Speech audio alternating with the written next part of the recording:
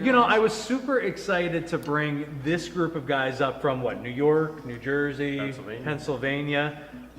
Not because they're anything spectacular, but because I knew we were going to get a whole ton of whiskey for this whiskey wall. Man, you guys really came through here, huh? So first of all, this is the, part of the core of Brothers Before Others. If they've been hiding under a rock and missed all the other episodes, what's Brothers Before Others?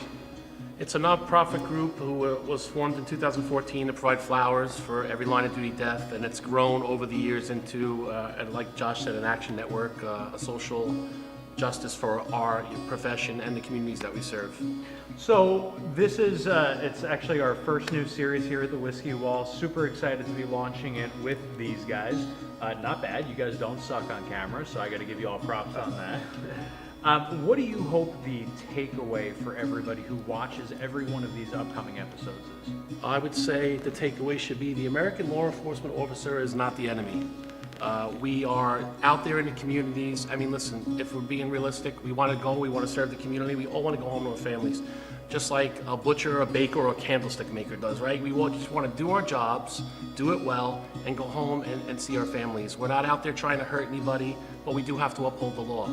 And if the law's up, if people respect the law, there's not issues. It's what happens when they don't, where we have problems. And just know that regardless of your race, color, creed, where you brought up, your economics, demographics, you call 911, the American police officer is going to come and stand between you and danger, regardless of who you are, regardless of your stance in the community. And we do it time and time again, and we prove that time and time again. One of the things that's been really cool, a real blessing about being with law enforcement today is that we have seen so many spectacular nonprofit organizations like this one who have stepped up and said, even though some of you guys are retired, some of you have been wounded in the line of duty, regardless of your own backgrounds, so many men and women continue this service after service. And I think seeing all of the work that these guys have done and the work that so many other nonprofits have done, it really gives hope that this war on law enforcement, which call it what it is, there is a war on law enforcement in our country, it will not win because there are so many men and women who are willing to put everybody in America before themselves to hold that in the line. So, shameless plug for the website, go. Brothersbeforeothers.org. You can go there, check out, we have a store to sell merchandise like you've conveniently placed right here for us. Thank you very much. Of course. News stories, they can see what we're doing, where their donation dollars go. And we're also on, if you search Brothers Before Others, we're on Instagram, Twitter, and Pinterest, I believe. We're at the point now with the national efforts we're taking on, that we're self-funded. We have 4,500 members nationwide, sworn law enforcement officers, retired law enforcement officers, that fund all this, and we reached the limit to that funding. We stretch that as far as we go, be it Water for Flint, Michigan, being recognizing everyday citizens who were shot while walking down the street because their families were left unattended for because of that death, because of police officers who fall in line of duty, because of police officers who have been injured or become ill for non-law enforcement related injuries. We're at that limit now to where they're taking this fight nationally, where we're drawing that line in the sand to say, we want to be there for our communities, we want to be there for each other. We are our brothers and our sisters' keeper, and we need to extend that. We need to bring that further, and that's where our efforts are going now.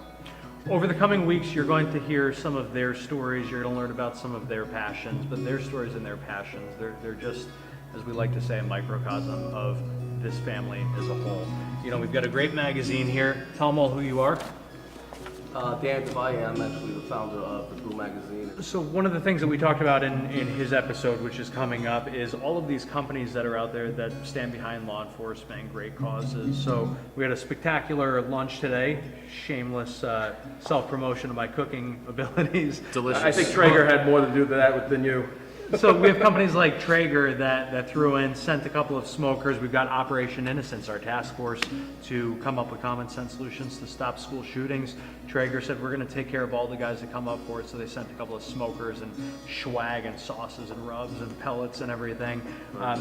There's a real testament to the work that's being done in the communities, but the businesses that support behind these organizations, that stand behind these organizations. So Blue, great magazine. You guys should check it out. You were kind enough to bring a friend today. Or, well, you sort of screwed that up, huh? Almost, he almost came. So in Bernie Carrick's place, we have President Trump, who obviously is a proud supporter of law enforcement. So guys, thank you all so much for making the trip from all across the Northeast. Thank you. I wish you all continued success. You have the family of law enforcement today and law enforcement as a whole behind you. Guys, I hope you all make sure to check out their videos, their stories. Support Brothers Before Others. God Thank bless you, brother. Appreciate it. God bless. Thank you, guys. I forgot. This is like the post edit. They'll edit this in after. So we have a little present for you guys. You brought us the good expensive whiskey, and we got you some like cheap well vodka. I'm just kidding. It's not cheap well vodka. Olga, we're gonna have Olga the Russian bring in- Olga!